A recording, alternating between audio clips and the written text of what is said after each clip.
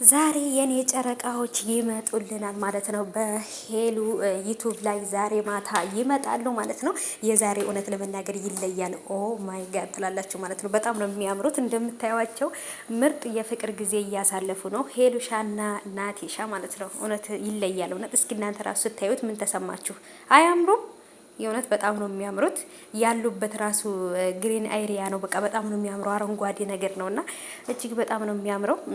እናንተ በቃ እነዚህ ልጆች እኮ ወደ በፊት ፎንቃቸው ተመልሰዋል ማለት ነው። በቃ ሀይ ወይኔ ወይኔ ወይኔ ያብዬና ማን ነው ስሙ እንዳልክዬ ተበሉ። በቃ ተበሉ። ይሄ በቃ የመጀመሪያ ፍቅረኛ ሆኖ እንግዲህ አሁንም መልሶ ነጠቃቸው ማለት ነው። ተበሉ ማለት ነው። እና እንግዲህ ምንም ማድረግ አንችልም። ዋናው የሰው ደስታ ነው ማለት ነው። እንግዲህ ሄሉ የደስተኛ እስከሆነች ድረስ እኛ የምንፈልገው ደስታዋን ነው፣ ምርጫዋን እናከብርላታለን።